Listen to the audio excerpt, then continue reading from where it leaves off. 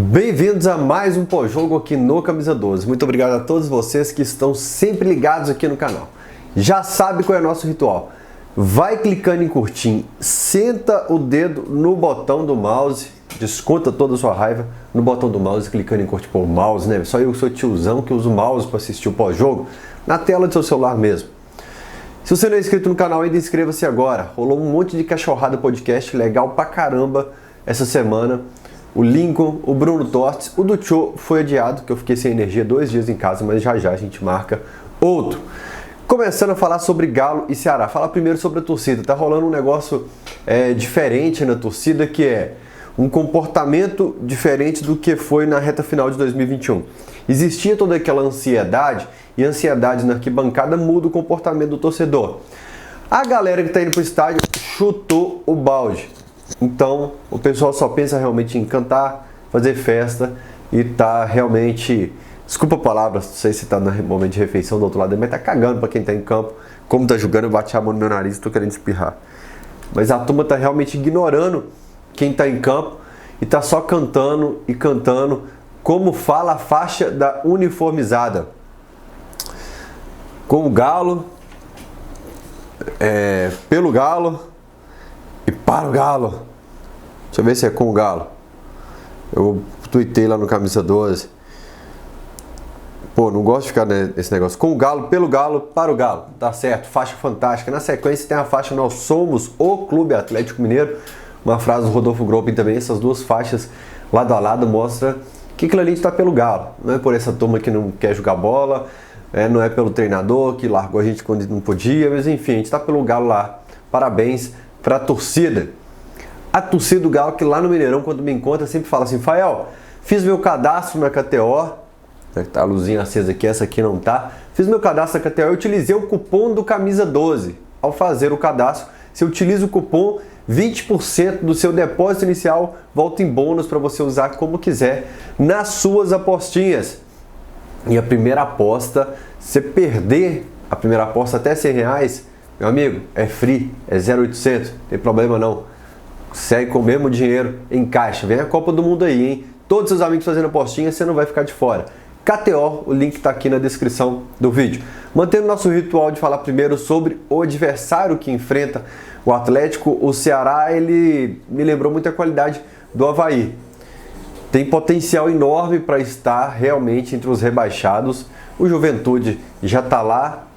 Abaixa um pouquinho só. Ah não, era só a vinheta aqui.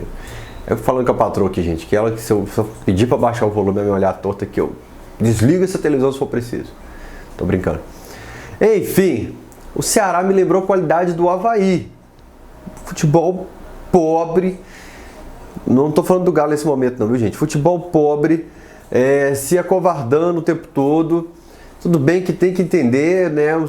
Tipo, o Galo no Mineirão, que por mais que tenha uma campanha ruim, é o Galo no Mineirão. Mas que timezinho ruim, viu, velho? O Lúcio, nossa, uma vitória no retorno, uma vitória em 12 jogos agora, caminha passos largos para a segunda divisão. Tudo bem, eles não tinham um Vina hoje, que arquiteta um pouco mais esse meio campo, não tinha o Speed, que nesse contra-ataque, nesse time bagunçado do Galo, nessa marcação bagunçada do Galo, talvez fosse aprontar muito hoje, e essa função ficou para o Nino Paraíba, que me lembra muito o Apodi nessa característica, assim, que passa o tempo, e o Nino teve uma bola que ele deixou alguém do Atlético para trás, assim, e o segundo que estava na sobra, assim, vai ficando para trás também, me lembrou muito o Apodi. Enfim, torcida do Vozão, gosto demais de vocês, mas está caminhando para a segunda divisão mesmo. Já no time do Atlético, a gente com alguns desfalques hoje, algumas mudanças, o Rafael no gol, o Hulk de fora também, o Keno voltando para o time, o Dodô segue na lateral esquerda. No meio campo, tá curioso porque como estava o Otávio e o Alan, eu esperava que o Alan fosse jogar mais alto. Cogitei até que o Cuca entraria com 3 zagueiros, novamente já falei disso há 2 jogos atrás, para liberar de vez os laterais, porque o Ceará ia arriscar pouco. Ia ser basicamente um jogo de ataque contra defesa. Os jogadores do Ceará falaram isso no final do jogo. A entrevista final foi: a gente veio só para pontuar. E se você dá um susto no Ceará ali, é retranca. Como aconteceu, a não ser que o Ceará mudasse o jogo, mas enfim, no início ali, mas ficou ataque contra a defesa o jogo inteiro. Por isso cogitei até que ele entraria com o Zaratio de segundo volante, entre as várias possibilidades. O Zaratio de segundo volante, o Nacho mais um jogador de lado do campo, como o Pavon, por exemplo, ou qualquer outro, ou o Sacha e o Kardec. Havia um leque muito grande para você proteger a sua zaga, sabendo que o adversário viria para jogar na retranca o tempo todo. Mas enfim, com o Otávio e Alan, eu imaginei que o Alan ia subir um pouco mais. E hoje o Alan apagado, seja nas tentativas de subida, seja defensivamente, na construção de jogada. Eu falei do Nino Paraíba agora há pouco, teve uma que ele vai protegendo a bola, mas ele protege muito longe do Rafael. E até que o Rafael chega na jogada, o Nino já passou por ele e pegou a bola. Assustador, assim, o Alan em outra vibe, outra adrenalina. Muito mal, cara. E eu, assim, eu sou fã do Alan. Eu tentei, inclusive, silcar essa aqui com o nome do Hulk. Eu queria silcar com o nome do Alan. Por ser fã do Pitbull, eu me assusto com o futebol que ele vem apresentando. Principalmente para a construção de jogada. Quando o meio-campo está desorganizado, ele ajuda muito nessa desorganização. E defensivamente, enfim, tá difícil salvar alguma característica positiva do Alan nesse momento. E quando o Galo se propôs a roubar a bola lá em cima no Ceará, ele foi muito bem. É uma tecla que eu bato muito aqui. A gente não joga bem como a gente foi contra o Fluminense, entregando a bola para o adversário, esperando o atraso do adversário, esperando o nosso campo de defesa. Eu gosto mais do Galo quando ele está lá em cima, quando ele marca em cima, como foi hoje contra o Ceará, quando ele força um erro do adversário. Quando a gente conseguiu fazer isso hoje, a gente foi muito bem, né? Por isso eu imaginei que a gente ia povoar um pouco mais essa área da frente. Citei agora há pouco o Pavon. No pós-jogo anterior, eu falei da pergunta do Breno Galante para o Cuca. Falando: Cuca, você já utilizou o Pavon do lado direito, depois do lado esquerdo, e hoje o Pavon simplesmente não apareceu. E casa com aquilo que a gente falou há uns 3 vídeos aqui, uns 3 pós-jogo atrás, assim, que será um teste eterno até o fim do Campeonato Brasileiro. A gente vai chegar na 38ª rodada fazendo teste.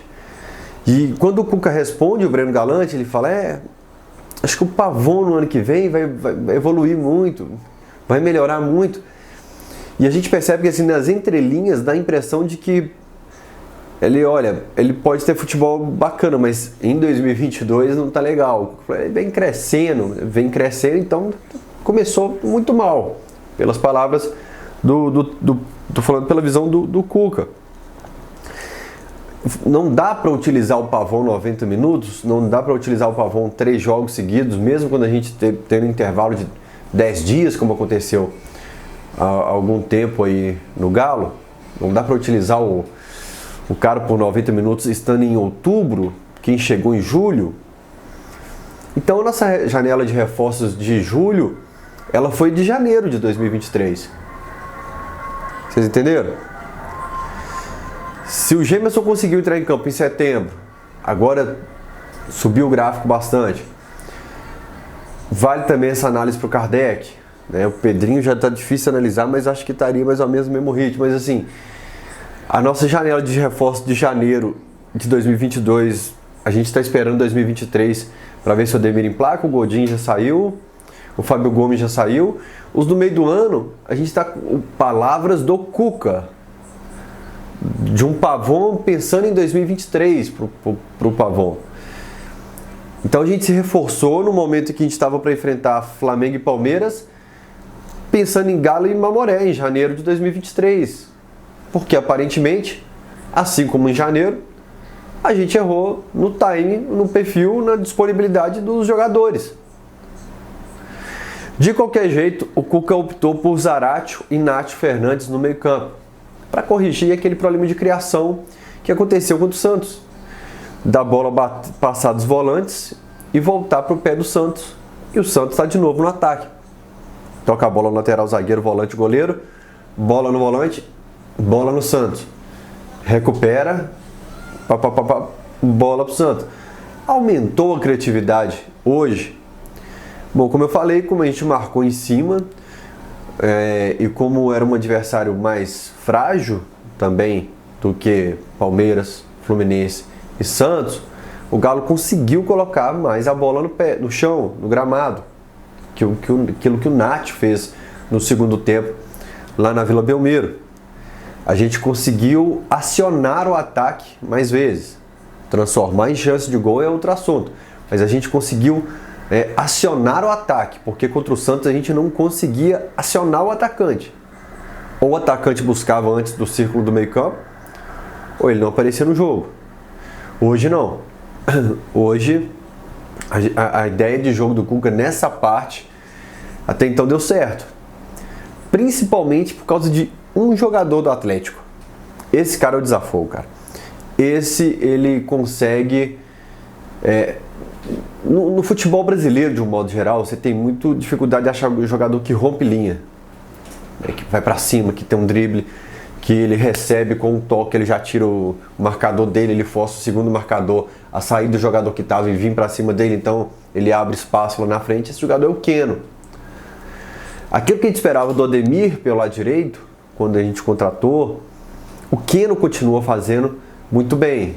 Nem tão bem assim, Fael. Cara, pensa bem, diante de um Alan mal, do Arana que tá fora, e aí você tem o Rubens, que tá difícil, e o Dodô, que ficou esse tempo todo parado, o Hulk muito mal, o Jair muito mal, nossa, todo mundo muito mal. Eu vejo que o Keno é quem nesses lampejos assim mais me lembra o atleta que foi em 2021. Hoje, em uma bola que ele tira o jogador do Ceará, ele aciona o Sacha, que depois aciona o Nath, quase sai gol. Contra o Fluminense ou Palmeiras, acho que foi o Fluminense, que tá todo cercado assim, cara, ele dá de calcanhar debaixo das pernas do jogador adversário. Eu nunca assisti os dois jogos no mesmo lugar, então agora eu tô na dúvida. Debaixo das pernas do jogador adversário e encontra um companheiro atrás para uma jogada de perigo. Não lembro se saiu gol nessa jogada.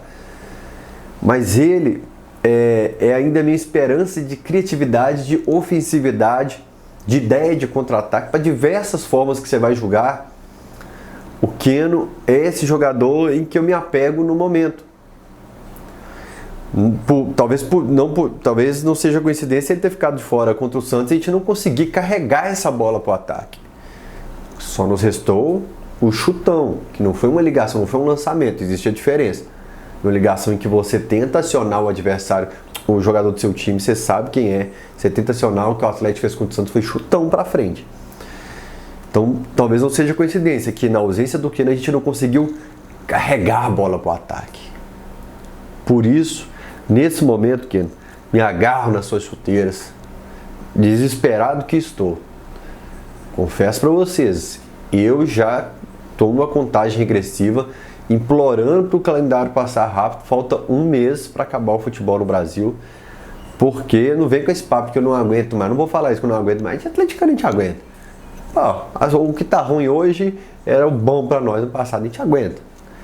Mas que não é que tá difícil, tá frustrante pra caramba, tá.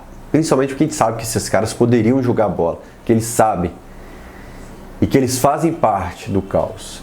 O caos que começou na saída do Cuca, o caos que começou nas decisões do Caetano, nas pessoas que administram o clube, tanta gente que eu não vou ficar nem repetindo sempre, do treinador que chegou e da disposição dos atletas. Então isso machuca muito. E na frente estava o Sacha.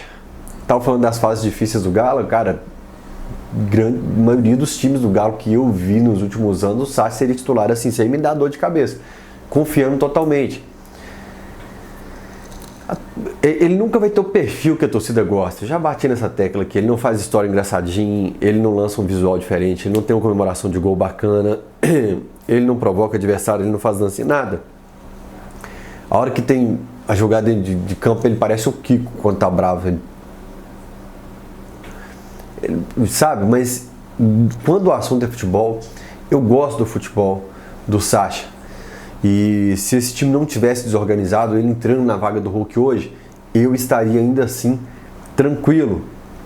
Mas eu entraria com ele de titular hoje, com Nacho, Zaratio e Keno. Vocês sabem qual é a minha opinião. Eu entraria com o Kardec, porque o Alan Otávio com o Ceará retrancado já estariam à frente do círculo do meio campo. Não precisaria do Sacha vir buscar essa bola no círculo do meio campo. O Zaratio e o Nacho à frente dessa volância, o Keno pelo lado direito. Então, eu colocaria o Kardec dentro da área. Instintivamente, o Sacha ainda sai muito. Mas o Kardec, assim como o Pavão, não pode ir 90 minutos. Não consegue? Sério? É realmente uma janela para janeiro de 2023. E por isso cobro tanto do diretor de futebol, Rodrigo Caetano. Se não é a bomba do Caetano, se ele não tinha orçamento, ou se ele não tinha dinheiro, se ele não... Então, Caetano, pega o envelope, passa para chefiar acima de você. Só que, na minha opinião, não pode ficar só para um time bom de bola que não quer jogar bola, para um treinador que saiu, voltou e não arruma o time. A bronca tem que ficar com vocês também, principalmente com o diretor de futebol. Turma, tem um botão aqui embaixo que é o valeu, valeu demais. Você quer contribuir com o canal, com a reforma que a gente está fazendo para o pós-jogo lá? O Ricardo Kertz mandou, o Virgílio Almeida, essa turma está sempre mandando. Eu falei Almeida, já ia falar de Valadares também. Mas tem um botão aqui, ou Pix TV Camisa 12@gmail.com. A gente vai soltar a segunda parte do Cachorrada Podcast, a segunda parte da agenda do Cachorrada Podcast para outubro. Vamos lá. E aí eu falei que a gente abasteceu o ataque. Mas a finalização, o MB, que é um dos apresentadores do Cachorrada, falou que o Rodrigo, o João Ricardo, goleiro do Ceará, fez 2 defesas. João Ricardo no América pegava. Eu era doido para ver o João Ricardo no Galo quando ele estava no América aqui. Achava um bom goleiro. Não sei como está a sequência dele, não sei se a torcida do Ceará gosta dele. Mas o João fez 2 defesas. Você consegue em alguns jogos resolver a criação, ou você consegue segurar a defesa, você não sofre gols, né? A gente sofreu 1 pro Palmeiras, nenhum pro Fluminense. Pô, perdi até a sequência de jogos nossa aqui, mas eu tava percebendo essa semana que nós passamos por aquele período de muitos gols sofridos em vários jogos. E a gente nos últimos jogos, desculpa eu desfocar um pouco aqui, gente, sofremos 1 pro Santos, nenhum pro Fluminense, 1 pro Palmeiras, 1 pro Avaí, 1 pro Bragantino, 0 pro Atlético Goianiense, 1 pro América, 1 pro Goiás, 0 pro Curitiba, 0 pro Palmeiras. Do Palmeiras pra cá, quando a gente foi eliminado da Libertadores, é 0-1, 0-1, 0-1, 0-1, que é até parecido com aquilo que a gente fez em 2021.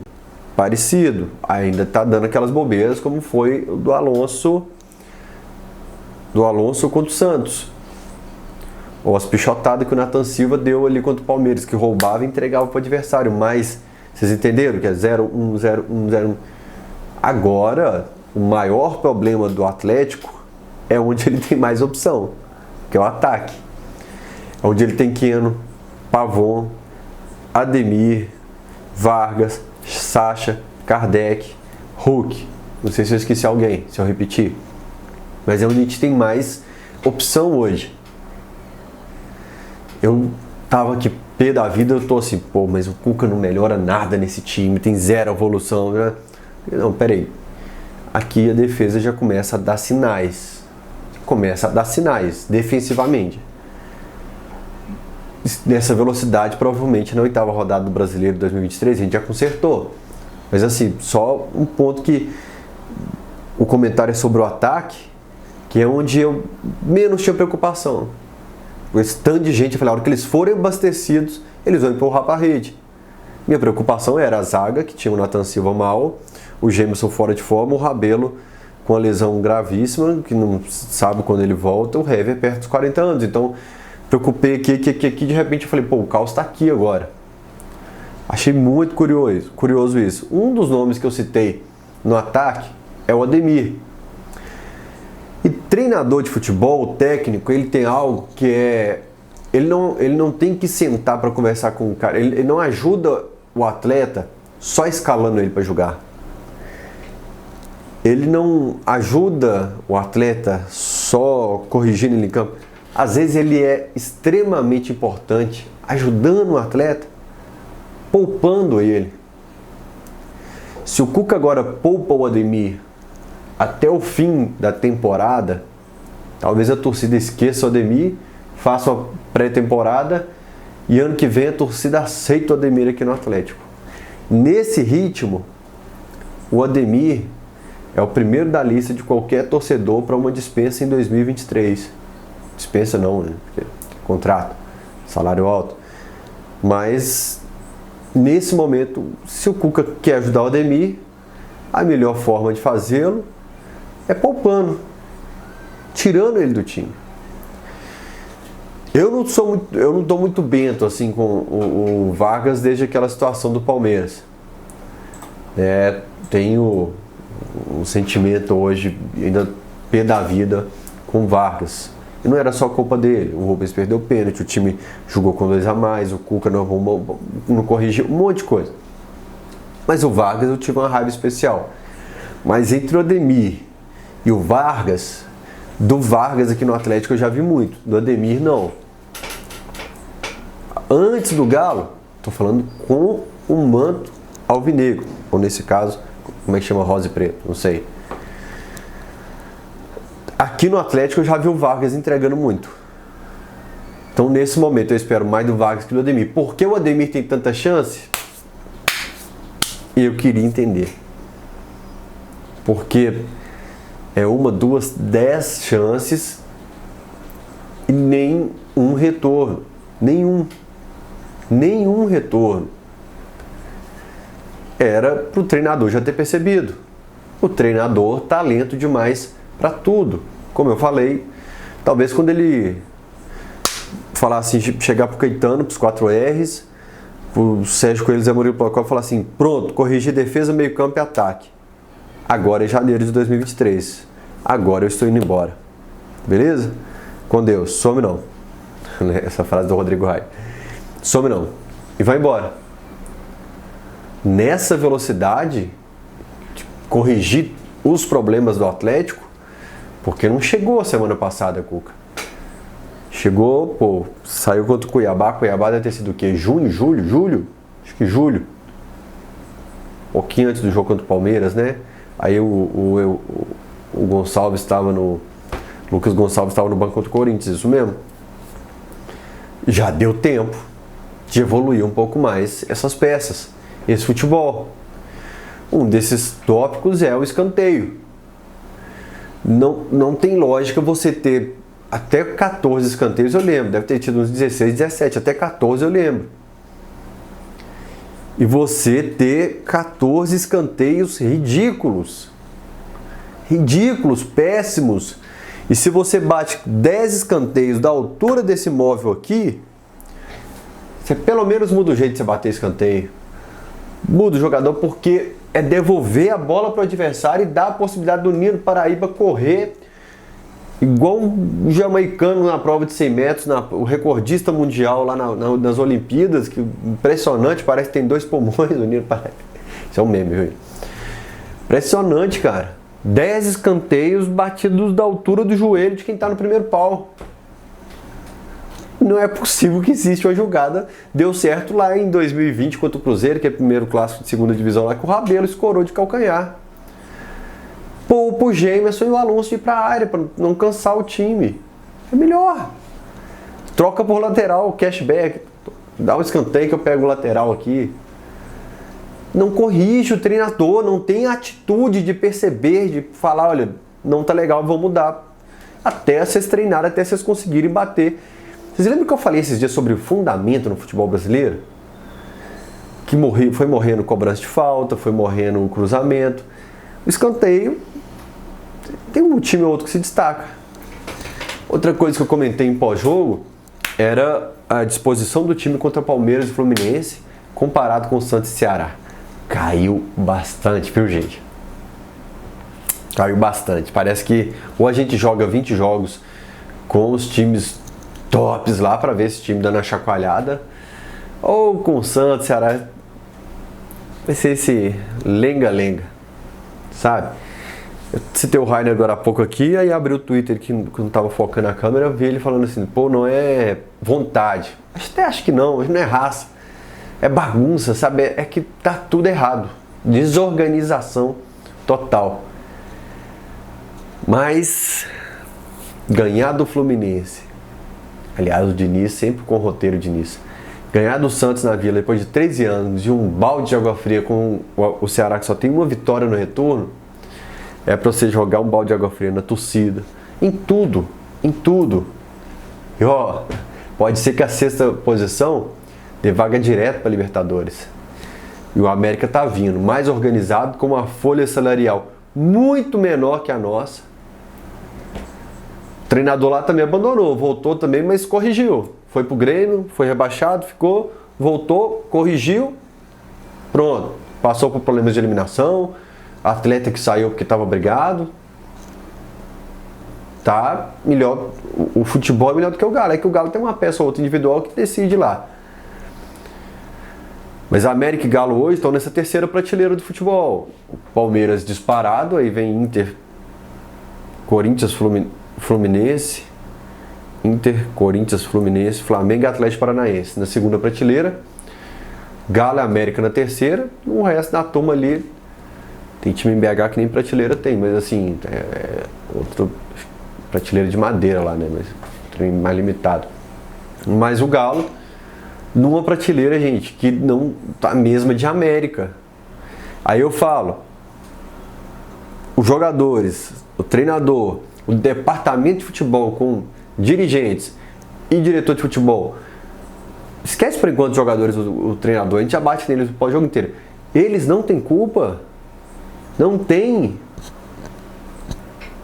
E desculpe, mas eu acho que o departamento de futebol foi planejado de forma errada, de ponta a ponta em 2022. Grande abraço para vocês, semana abençoada para vocês, tudo de bom, beijo no coração. Não esquece de clicar em curtir aqui não. Depois assiste os cortes do Cachorrada, que tem cortezinho pequitinho, gente. Vocês conseguem assistir isso?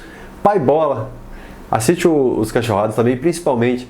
Manda no grupo de família, do bairro, dos atleticanos de não sei de onde. Manda, espalha o Camisa 12.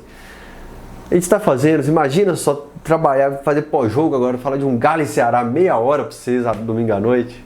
Preciso de mais da ajuda de vocês. Tamo junto, tchau.